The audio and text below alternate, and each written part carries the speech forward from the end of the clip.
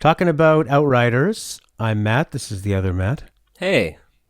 So, my thoughts of this game were that in 10 or 20 years, you could look back at this game as a time capsule. Yeah. For what gaming was like in 2021. It's a third-person cover shooter. There's looting. Yep. It looks like Destiny. Yep. You can play with your friends online. There's crafting. There's a skill tree. You can customize your appearance. You always have to be online. Yeah, that's true. Semi-open world, non-interactive cutscenes, shooting, and magic. Did I miss anything? I mean, you probably did because there's so much about this game, but it is kind of just a mix-mash of everything modern gaming shoved into one package, so much so that it can feel super overwhelming at the top, but once you kind of rest into the gameplay loop of Outriders, you see that it is... It like you said, it's a mishmash of everything. It's a time capsule of modern gaming. So it works in some places, and then in some other places it falls flat on its face. But I'm sure we'll get to that. It's an interesting game in the very least. Definitely. Let's wind back and take a look at the main loop of the game. You take on enemies, whether they're human, they're animals, they're mini bosses, bigger bosses. You mentioned the term Monster Hunter right before we started. It's cover shooter like Gears of War. You got special powers, kind of like Mass Effect. You collect loot like Destiny. That's mostly just more powerful guns or armor. Yep. You break down that loot or you re-equip it. And if you break it down or sell it, you just buy other stuff with it. Or you can modify your existing weapons, i.e. Diablo, Destiny, every sort of looter shooter ever. Mm-hmm. And the upgrading from whether it's the skill tree or getting better weapons. So far, what I've encountered, and I think you and I are both about a quarter way through the game, It seems mostly just like numbers going up, although the only thing interesting I found is that if you get ice ammo or fire ammo, that's at least something new you can kind of play with. Yeah. It's, you got your cutscenes and story. In between, you can play solo, although if they have server issues, you can't play at all. Or you can play with two other people, whether they're strangers or friends. I've only been playing this solo, and I found some of the areas pretty tough. One area to the point that I had to bring down what's called the world tendency as you play. World tier, Matt. World tier. They'll get mad at you on the internet. World tier. Well, that's worth explaining. The world tier is basically Diablo's Inferno levels. If you ever played Diablo, you have your starting, easy, normal, kind of story mode, hard, those different, and they go up in difficulty.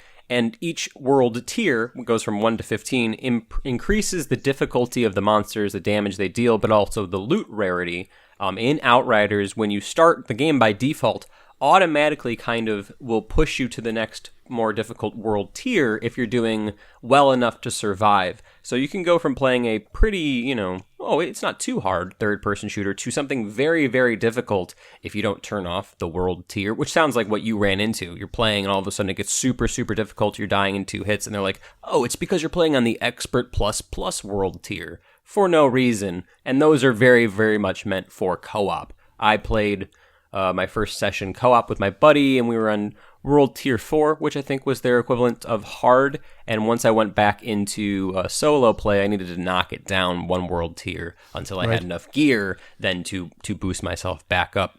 But it's kind of one of those things that's meant for, you can beat the game, but then replay the levels on World Tier 400, and you can get super rare loot, Yeah, and I thought, okay, it's going to bring this up. It's really going to drastically change the stuff you get. But I was up at about World Tier 6, and I hit a spot where so far the game has felt pretty good to play solo. But when you're playing Destiny and these kind of games, it's kind of designed to have 2 other people to draw fire so that you can run around. Because, I've encountered spots where there's like 12 to 15 enemies on one end. And they are just non-stop machine gun fire, and I have to get close to them, and there's actually like literally no way to get through it. And this has happened just once, but I thought, man, this is where you'd want maybe your friends to draw some fire, pop up, then you can make a run for it, which would be pretty fun, I would assume, to sort of like, like in every movie, say, cover me, you pop up, draw the fire, and I can run. But I did have to lower the world tier, and I was kind of surprised because it seemed like when I went from 6 to 5, and when I was looking back at like 4, 3, they don't really punish you dropping it down by changing any of the loot, really. So I don't know how far this rabbit hole goes of world tier. Like say, Because it doesn't feel like it's really that replayable. I It's feel quite like linear. World Tier is on one hand, like I said, kind of a carrot on the end of the stick of, hey, there'll be end game stuff and super hard World Tier. But I think the other side of it is that it's made for drop in, drop out co-op. You have someone like, oh, I'm level 12, and so my guns can do this many numbers of damage versus a buddy who comes in, they're level 3. I don't believe that the enemies directly level to one or the other. I think they're just set by the world tier. So if your friend comes in and right. or say you're super overpowered and you go into a buddy's game who's super early on, you might want to set the world tier this or that, so you're both on a kind of level playing field. That's kind of what I feel from it, because like you said, I didn't feel a punishment for going down as much as I didn't really feel that much of a benefit from going up in world tier. But I think it might be more tied into the co-op aspect of it. That said, how you played mostly solo, I played mostly co-op, and I found it to be kind of a mixture of... It felt like Gears of War and Tom Clancy's The Division at first. The Division specifically because you said you're being constantly suppressed by all this enemy fire. And that's, I mean, in shooting, in real-world firefights, that's suppressive fire. The whole point is so you can't move, they can get you in a kill shot, and you need a teammate to run the aggro somewhere else to be a distraction. In most third-person shooters, the idea is that you're going to cover and wait for people to reload, and then that's when you're going to take your opportunity and shoot. At least for me, because of the class I'm playing, and we'll talk about that more in a second, I've found the best way for me to survive, even when you have these bosses and 20 ads or 20 smaller enemies at a time, is to run and be very quick using cover for only a half second, because of the way that my healing works. Without playing other classes, I'm not sure how their healing is set up, but my class, the Pyromancer, you earn health back anytime an enemy dies while they are being affected by one of your abilities. As a Pyromancer, that means lighting stuff on fire. You mentioned earlier ice ammo. I have fire ammo, which when I combine fire ammo with a light machine gun, I can kind of pepper everybody and get them on fire. So if I want to sit behind cover and, precisely take my shots, I might save some health there, but it's far more advantageous for me to spray 5 or 6 people or a group of dudes with fire and then run up with a shotgun and then blast them all, because I'm getting more health back than I'm losing. And that harkens back to People Can Fly, the studio who made Outriders, their previous game, or one of their previous games, Bulletstorm, which completely rewarded you for being fast, in their face, always running and doing something, then sitting back. So while at the beginning it feels like a Gears of War tactical shooter like The Division, that's like you need to have co-op people, I think it's more like if you set yourself at the right world tier and then have a decent setup so you can always be healing yourself, that can allow for more run and gun, hectic, ability-based shooting. But without knowing, my other buddy, he played, I think, the Trickster or the Technomancer, one of the more stealth-based classes, and he was always having problems with healing. So I think it just comes down to the kind of class you're picking. But then again, they don't really make that...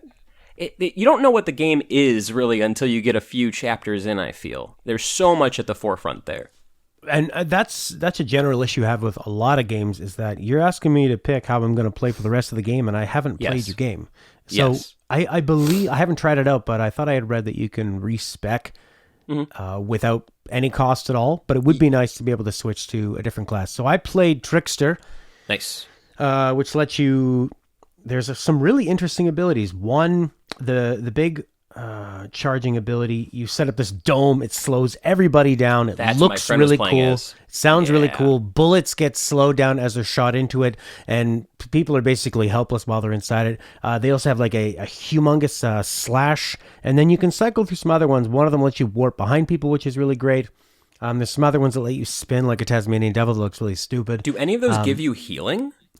So how you heal as a Trickster is you heal when you kill somebody in close range. So that's how the Devastator, the other tank class, works. Anyone who's like within 5 meters of you, I think.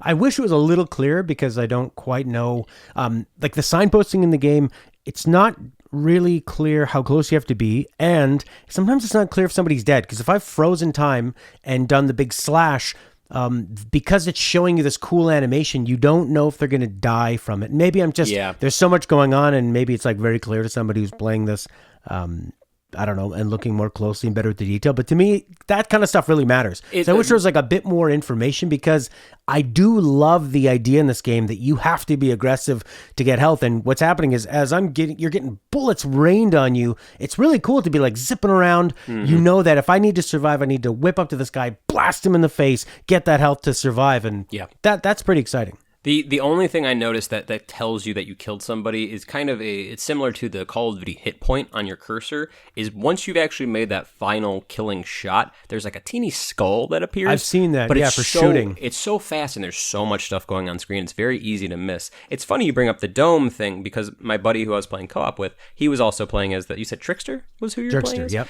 And what I find that's really cool with this game that they don't really tell you much about, or they don't really even imply it as something you should do, is there's a lot of synergies between different classes' abilities. Right. So as a pyromancer, one of my main abilities that I like to use, you can have up to 3 abilities active at one time. I think as you level up, there's up to like 6 or 8 available. One of my favorite ones is, it's kind of just like I punch the ground and then it afflicts one guy with this kind of stun where if I can kill him, he explodes in this big fiery gory burst. And so what my buddy would do is throw out his time bubble, and then I would hit the guy in the middle of the time bubble with that explosion thing. And then once he exploded, it was kind of this slow-mo cacophony of gore, and it was really, really cool and felt satisfying every single time. And I'm wondering, if you get 3 different characters together in a co-op game, how it couldn't kind of change into this whole different, far more tactical experience, like you were saying at the beginning. Like, oh, hey, cover me. And by cover me, I mean shoot your force field out, and then I'll use my flame ammo to suppress and stuff like that. But a lot of the time with Outriders, I feel like I'm just playing a very fast, reflex-intensive third-person shooter that happens to have cover mechanics, and half the time I want to be in cover, I'm not, and I pop out of it for some weird reason. There's a lot of like weird, buggy stuff here with the game, and it's not stopping me from liking it, but you can definitely feel sometimes how the combat maybe lacks a teeny bit of polish, and it feels like maybe, like you said, you're not 100% sure if you've killed somebody, you're not sure exactly what's going on screen, and that's not necessarily the fault of the player as much of how they give information to you, and how they notify you, like something as basic of if you've killed somebody. You want to talk about this? Sorry, go ahead. Well, because that would affect us, like, you're trying to make second-by-second decisions. I was going to say split second, but my reflexes aren't that fast. Like, because I need to know is this guy fucking dead? Because you got 5 shells in a shotgun, right? And I don't want to waste any more on this guy if I'm about to die from because the enemies are just constantly peppering you, and you need to suck their life out of them to survive. So yeah, it definitely feels like there's a little bit of just kind of information missing between that, and maybe they could patch that stuff in. Maybe it's just like it's a polish and detail. I would say maybe overall, we're learning the language of the game. It's just something you need to put more hours in, and it's up to you to determine if you want to put the hours in to learn it or not. I don't know. Yeah, absolutely. But I'd say overall, like moment to moment, my feeling with this game is that for the most part, I do enjoy the shooting. The guns feel good. The powers are pretty entertaining. There's a lot of visually, it's pretty interesting. It's cathartic too. Yeah, it is definitely pretty cathartic. And some of the battles can feel like puzzles. There's a decent variety where sometimes you're fighting big giant set piece monsters, or and it's kind of one of those games where like if you go in and you don't really have a plan, you just get slaughtered, and then as you figure it out, it is pretty satisfying to combine those things. I'd say overall with this game, there's so many elements that are good and great, but because it's trying to be so many things, I think it kind of dulls the impact of what works, and the pacing is kind of thrown off a bit, where the game doesn't really have an identity. The pacing is what I wanted to see if you wanted to bring up the story, and because there's a lot to it, and I think that kind of sets the tone of your expectations. You know, when you first start a game, you're looking to the game to tell you what kind of game it is. Gears of War, you kind of know right off the bat because the tutorial is very much one way. God of War is one way, just like Halo is one way. I feel like Outriders goes through 3 or 4 different kind of gameplay loop. Not that drastic, but in the beginning of the game, it's far more linear. They're teaching you a lot of stuff. There's a ton of gameplay exposition, and you're wondering, well, what is my character? How do they fit? What am I going to be able to do? What is the lore of this place? And just as quickly as you kind of get your feet or get comfortable with the idea and the setting and the story and the characters, they're switching things up. Big stuff is happening, and it all feels super overwhelming. I feel like by design, you're supposed to feel just as confused and just as scared and whatever as your character is supposed to be. But at a certain point, you kind of go, well, what am I doing? And it becomes this big setup for just you're a guy with powers exploring a planet, looking for a signal. And it's so much up front that I feel like they could have just easily set that up with maybe an easier tutorial. I didn't play the demo as well, so I didn't go into the full game with any expectations. People were kind of talking about it online as this looter-driven shooter for a while, and I didn't get the feeling of the Destiny-style looter-shooter until about 2 or 3 hours into the game. Yeah. And by that point, I was invested in that idea. For the first hour or two when I was playing co-op, I was like, I'm okay with this being a sci-fi version of The Division or Gears of War. And then I started to feel the Destiny. And then as we went, me and my buddy were going through different areas, we kept saying, this feels like that old game Lost Planet. And then he would say, it's kind of open world, but the levels feel really linear. And the side missions are their own self-contained little areas. I'm like, this kind of reminds me of like PS2 era game design or level design, but Definitely. Not in a bad way. And then like you were referring to earlier, I was talking about these big boss monsters. I was playing this section the other night where we're fighting this big lava spider, and it gave me Legend of Zelda Monster Hunter vibes. Definitely. You got a 3-phase different boss fight where the phases are, and I'm like, this game is trying to do so many things at once, and it does a lot of it pretty well. But then there's the glaring problems here and there that you were kind of, or not even glaring sometimes, but it feels like maybe it has its hand in too many baskets. It's trying to do too many things at once, and maybe if it just stuck with its core gameplay loop instead of trying to drop 4 hours of a bunch of crazy stuff on your face at the top, it would have been a better and more seamless or maybe easier game to get into. Whereas I feel like any player who hops in right now and just like, let's try this Outriders game, they might make it an hour or two in before they're like, I don't like third-person cover shooters. And then it's like, well, you're really not supposed to be taking cover that much. So, it's this weird thing. I don't know. But then other times you are. There are other times you absolutely will get shredded if you are not taking cover. But then other times it's Matt, some people make their decisions purely based off of the idea of if I'm going into cover, if it's a first-person shooter, I just feel like Outriders kind of tried to throw everything at the wall to appease everybody, and maybe by offering. This is what happens. The developer was making this game with 40 people, and Square Enix was like, it'd be really cool if you made it way bigger and more expensive, and we're going to get you to expand the team to 200. We like your idea. Now do more. Yeah, because they're Square Enix. They're like, oh my God, what if it was bigger? It's what they ask at every single meeting. Final Outriders. That's what we're going to do. Yeah, we could have Outriders. An expanded universe. Deluxe version.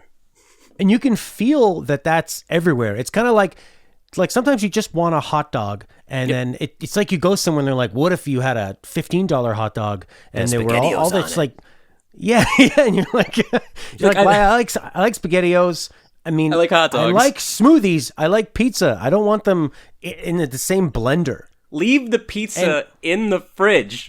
that's a classic. I don't see. Yeah, I don't see. What does the loot give you other than people tend to like loot and it can make them addicted? Why does it need to always be online, other than when you're playing with your friends? Why do you? I guess the world tier, like you said, for your friends.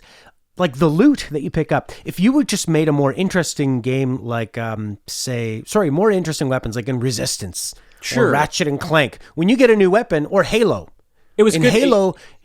The guns are so different. Yeah, sorry, we're both. the weapons in this game are light machine gun, shotgun, automatic shotgun, and oh, but you have supernatural powers. I think what you're saying is, Yeah. well, what if you just took, maybe 15 or 20 guns like Ratchet and Clank does, and then upgrade those or have modification of those instead of just, this is green SMG 1. It looks the same as green SMG 45 you're going to see way further down the line and pretty much do the exact same thing. I think it is just so people will be like, ooh, new piece of shiny candy. Because half the time when I find new loot on the ground, especially after killing a boss, it's fun to see all the little, oh, there's a blue and a green. Oh, what is this? Half it doesn't. Yeah. It's not better. I'm just going to disassemble it anyways. But it is that reward that people are so used to seeing from games like Diablo and other RPGs. Yeah. But does the game need it? It's probably not. No. And I think that, because for me, what it does is like, yeah, I get that little bit of dopamine hit of, I like shotguns. That's a better shotgun. And it's a total slot machine mentality that some game developers have been using to prey on people's psychological tendencies of, we're not going to give you it guaranteed. And that's what makes it interesting. Destiny, when you play with a Destiny player, they always say, what did you get? What did you get? Because they have to know. So that every 8th gun is the one you actually want and is actually better. But I find most of the time it's just, I have to do all this fucking work. Where it's like, I got to go mark all the guns I don't want. I got to re-equip the ones. Like, there's no button to just put the best stuff on. And maybe some people find that satisfying. I don't like doing spring cleaning in my game. It's perfect. Yeah, it's a lot of just little bits of here and there. Or like I was saying earlier, you find a gun on the ground, and 80% of the time, it's not going to be better than what you want. A gun or gear, whatever. It's just going to be, red down arrow, not as good. And you're either going to pick it up and then go into your inventory later and disassemble it or sell it, or you're going to look at it and disassemble it there. Either way, you're spending a few seconds just getting scraps and stuff back. And the systems they have in there for selling things don't feel as intuitive as a Destiny or as anything else. And then so you ask yourself, well, what's the benefit? Besides just having a higher number, what's the benefit of going through all... Because I don't shop at any of the vendors. I don't buy any of their guns. They all look the same. And the truth is it's just for that dopamine hit. Even when you compare it to something huge like Borderlands, the whole point of Borderlands having a bunch of different guns is that they're different. And sure, they might be only different by a teeny bit and one modification, but they feel different because they have different names and a bunch of different cool colors, whereas this stuff is always just, like I said, light machine gun variation powerful, light machine gun variation suppressed. And it's in that way that it feels more like a tactical shooter, like a Tom Clancy's The Division or something, which kind of goes against its fiercely sci-fi Halo-esque vibes. Yeah. And so it's are they trying to do too many things at once? Was this a Square Enix thing where they're like, we like your third-person shooter, now make it big, like you said? Because I feel like that's when you get in these loot pools and this world tier and this extended, padded out for no reason kind of gameplay. Mm-hmm. But not to imply that it's not fun. It is still fun. No, that's the thing. There's so much to kind of pick at and talk about. And, I think we only say it because we see that a lot of the stuff here is really good. Yes. And you just wish, like, man, if this was just streamlined a bit more, if you guys could have just focused on a few guns and, because, I'm slowing down time and warping through and I'm loving these abilities, but then the guns are just, like you said, the most generic guns ever. And the only thing that kind of makes it interesting is I got the ice ammo, which was, now that adds strategy. Now I can choose to shoot a few people, freeze them, and go after some other ones, or I could shoot somebody and then do a lot of damage to them. That kind of stuff is so set. Like it's they did it way back in Metroid for the NES when they only had enough room to change the color of the shot so that you would freeze the enemy, and it all of a sudden like opened up so many things you could do. So I'd say overall, like if I'm trying to recommend it to somebody, if you just want to play a good shooter and you don't mind taking cover and you want some cool abilities, and you can kind of put up with some things that are going to be a bit meh, there really is a lot to like here. And if you got some friends to play with, you can speak on that. Like, would you want to play through the rest of it with your friends? Disregarding... I'm definitely going to keep going. I'll be doing a full text review for the website, a90skid.com. Go visit it, by the way, if you're a video watcher only. We do lots of text reviews and articles and stuff over there. I will be finishing it. Apart from the connectivity issues, because with any online game, you're going to have server issues. This game came out on Game Pass day one, so there was an excess amount of people. when you play co-op, you're going to have a lot of dropouts. I had some crashes here and there. So the single player experience, as far as technically, is superior. I didn't find any drops, a lot of glitches. Whereas when I was playing co-op, there was some glitches here and there. But the experience itself, it's kind of hard to say. I enjoyed it playing it co-op more, but then again, what game isn't better with friends? Apart from like your Mario parties or your Monopolies where you're gonna get pissed, every game, and these games too, when it's like different classes have different abilities and people can synergize with each other, it's better to play with a bunch of people. Also, the co-op stuff, it feels like it's kind of made to be cooperative. You're not fighting against each other, not over loot, not over enemies. If they pick up a thing or they open a chest, it's going to pop out items, and both of us will be able to pick up those items independently. No one's stealing each other's loot. At no point do you feel like, oh, you're stealing my kills. Like, oh, I need that experience, or I want... It all just kind of seamlessly works together. But to that point, I don't feel like I needed a co-op partner at all. So while it's more fun to play with friends, there's no real benefit apart from... maybe some big end bosses being, oh, you really want to play with a 3-person party. It's a game that I think feels pretty much the same solo or co-op as far as gameplay is concerned. But you'll probably definitely have more fun with a few friends, especially if you guys are just goofing off and trying to have... It's a great game for a Saturday night and, hey, you want to boot this up and shoot some guys in the face for a few hours? And, you'll make some progress along the way. I think it has merits on both ends. I don't think that the co-op experience is radically different from the single player one. So if you're somebody who wants to play this and don't have a group of friends and you're like, I feel like I'm missing out, you're really not going to miss out. Unlike Destiny, I don't think there's any big things that you need to do with a co-op partner or you need to have a large group for. At least that I have found yet. I could be completely wrong. I've kind of avoided the internet and discussions of end game Outriders content because I'm reviewing it.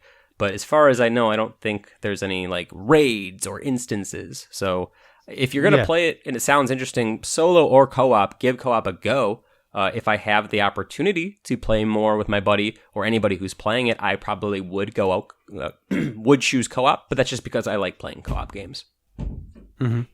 Yeah, I would say so far the solo has been totally fine. There's only been that one instance where it felt a little bit cheap, me trying to get down without maybe some cover or anything, but I can't agree with you there. I've enjoyed it. When solo play, especially early on, as you're trying to get a grip of what does my character do? How do I heal? What's the best kind of strategy? It can feel very overwhelming. It can feel difficult, and that's why it's nice to have I'll knock down the world tier a few things. But apart from those instances of like, oh, there's way too many people and it feels like there should be 2 people here, at no point did I feel like this is a co-op game that is, that they're just letting me play single player, which some other games, some other looter shooters can feel like sometimes. But yeah, I think Outriders is good as both solo and co-op. There's just so much with this game. There is, it's a fascinating... It's like whirlpool in my brain of just ideas and concepts and what do you want to talk about? It's a lot on a plate. Let's take a look at the story. Again, the story is kind of similar where it has a lot of things going on. Some are interesting ideas, some are fairly generic. I think, like you said, you could boil it down to you are one of the chosen ones, but there's something causing it. There is some kind of mystery that they keep stretching along. What's a bit weird to me is that a lot of times they're going for this sort of like, it starts off as kind of like a joyous sci-fi adventure. Then it gets like real dark and kind of grounded in reality. Yeah. People, I won't say who, but like characters are just killed with impunity to the point by the 3rd time I was like, you've done this trick where I'm looking at a character. Yeah, I just started laughing because I thought I get it. Like, you that thing in a movie where the passenger is looking at the driver. Yeah. And oh my God, they're going to get hit right now. They're going to get T-boned. Exactly. Here comes, yes. Like, they've done this 3 times where you're talking to an NPC and then they get shot in the fucking face from off camera. They're mid-sentence like, don't worry, we'll be fine. Like that. Yeah. Every time. And because you had mentioned that the game basically starts twice, they have to introduce you to an entire world and get you comfortable with it, which is a brand new world these people are going to. Yeah. And then they want to drastically change that. So to have the change feel interesting, you had to be so used to it, and then you're starting that up again, and then when you kind of get going, it's sort of like the game basically has like 3 beginning sections, and it shifts tones, like you say. Your main character goes from somebody. Let me give like a 4-sentence synopsis. No spoilers, really, because I don't want anyone to feel. The beginning is very. It gives you a reason to keep going. There's a lot of intrigue in those first 3 or 4 hours as far as story goes. But the setup is this: Earth is screwed up. Both human activity and seismic activity has kind of made the Earth not so hot anymore. So humanity's got to bounce. They find this planet called Enoch. There was supposed to be a scouting party that went to look and see if it was viable for human life, but that scouting party, something happened to their ship. So you're the last hope for humanity. You're on this ship and you're heading towards Enoch. They land. Everything seems to be okay. Oh, psych. There's giant alien storms called the anomalies. They just call these storms the anomalies because when the storms roll through, instead of everything getting wet, like, rainstorms around here, physics start to change. Things become modified. No one's quite sure why or how. So this seemingly peaceful alien world has turned into kind of this hellstorm of modified creatures and some stuff. And for some way, humanity has managed to live on this planet for quite some time, and you play as this character who has been affected by the storm and has these powers. And because you are one of the altered, as they call them, you are more powerful than your average soldier. So anytime there's something big that needs to be done, they say, hey, go do that. And it's like you said, Matt, it's kind of this very interesting and intriguing kind of setup, this sci-fi joyous adventure that turns dark. But as soon as they get away from that foundation, that world building, and they're like, all right, now here's where the game starts, it super quickly falls into those cliches. Like you're talking about, oh, go save this person. Oh, that person just died unexpectedly. And then they do that 3 or 4 times. Your character goes from kind of this intrigued, somewhat layered character who has these different thoughts and motivations to kind of like a Marvel character. He feels like a Guardians of the... I don't know. Captain Badass all of a sudden. Like the game's trying to make you feel sad about people. I have a female character, and there's the part when the first anomaly storm happens and someone gets kind of like taken away. She does this. It's the funniest thing. But they give you so many different voice options in it, so they must have that's a pretty... Because to be a main character, that's a pretty impressive amount of budget they've put in if you got male and female multiple voices. But I find in the beginning, you're kind of, there's a lot of talk about family and like what you're leaving behind and Earth and all this stuff. And what it's just like Earth was great. Now let's leave it. There's no reason for you to care about humanity. Yeah, they don't do a lot of totally setup. Let me jump in. It was terrible. The one thing I wanted to say is that, with the Captain Badass thing, is that I don't know if things are supposed to make you feel sort of like sad about it, but then your character's just like having a pretty bad day when like really terrible things are happening, and all of a sudden doesn't care, and then later on is like, what's happening with me? Why do I have these powers? And it's just all over the place. As a writer, I think what they're trying to do is that in these earlier sections, when you are just a person who has arrived on this mystery planet and there's these feelings of intrigue and, like you said, this sci-fi joyous adventure, your character is just a little baby. This little baby doesn't know anything. But then when they become changed by the storm, they almost take on a new personality. There's this thing they like to do where during dialogue sequences, they'll be like... they'll talk down to you. Like there's an army person who's like, oh, no one's going to survive that mission. You're crazy. And then your main character will just get like blue eyes, which indicates to them that I'm an altered person. And they're like, oh, you're an altered. Never mind. Go ahead. And it's almost I've been an altered for 2 days and they like already know all these tricks of like, geez, stop doubting me. It's like as soon as your character undertakes that actual transformation and gains the powers, it's almost like their personality completely changes. 5 minutes ago, they were like, everything is so scary, and as soon as they change it to a quote-unquote altered, they now are, like you said, Joe Schmo, Captain and Badass, I know everything.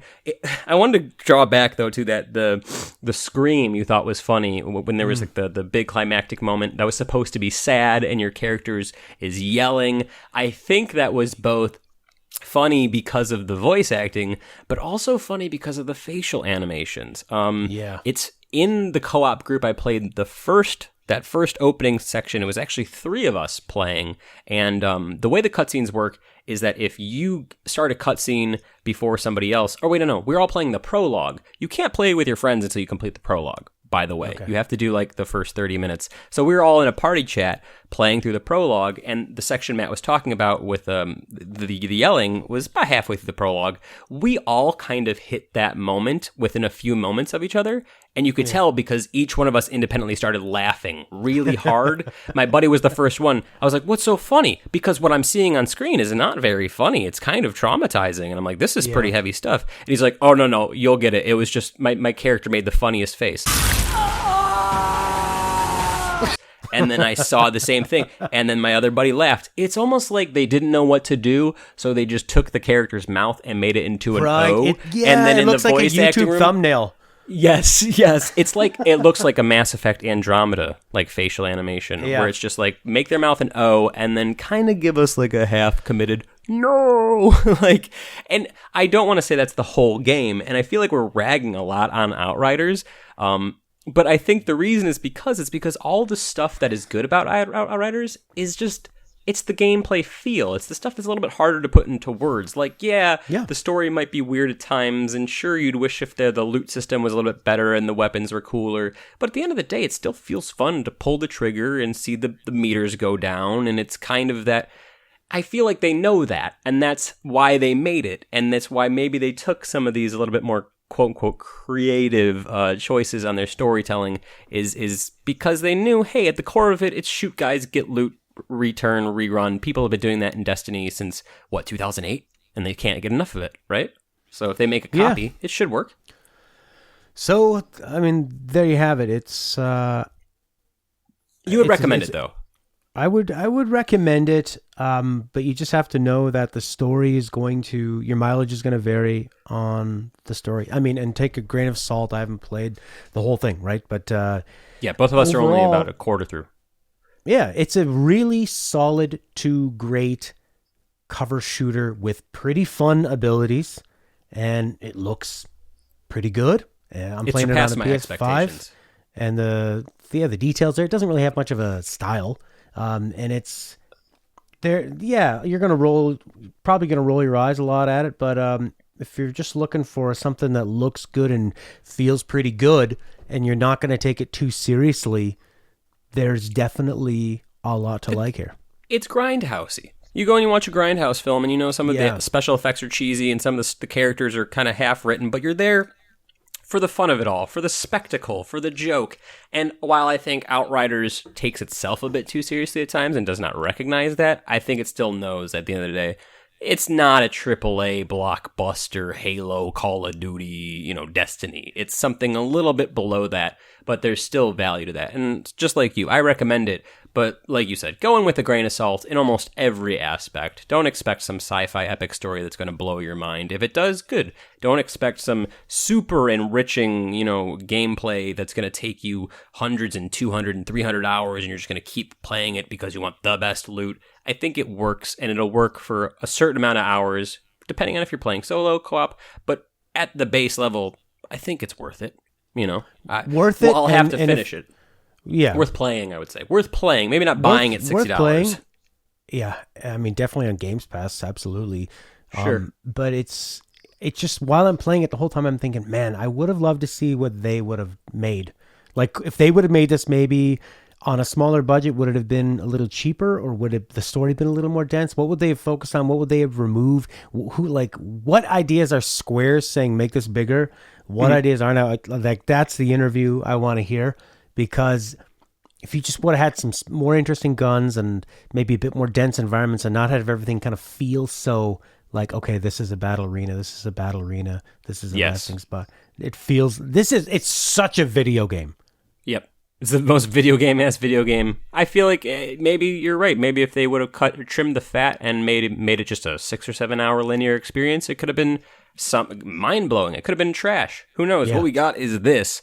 And at least what we got is passable and damn fun at times, Yeah, absolutely. I know it's silly, but I'm not going to lie and sit here and be like, this game is the worst part about every game. It has a lot of parts of gaming that I don't like these kinds of like, hey, it might be a live service game, we can update it and Destiny and stuff. But at the end of the day, the shooting feels good. The actual gameplay feels good. I laugh, I have fun. I'm in the parties with my friends and I'm being entertained, and that's what video games are for. Okay. All right, that's our talk on that. Matt's going to be joining us for some more chats on games. You can see this on our YouTube channel, A 90s Kid. Yes. You can check out our podcast, A 90s Kid. And Matt, anything you wanted to talk about? No, for definitely people go to find check. of yours? Oh, yeah. If you want to find me on social, it's at SGC64Matt on Twitter. You can check me out there. But definitely go to a90skid.com and read our different reviews. We have tips. We have stuff like that. It's good. It's good if you want some more articles that aren't your standard chaff of what you see on Google. Go give it a peek-see. And yeah, I'll be back around. We'll talk about more games, more movies, more stuff. Always love being here. Yes. Yes. Okay. Outriders. Play now. All right.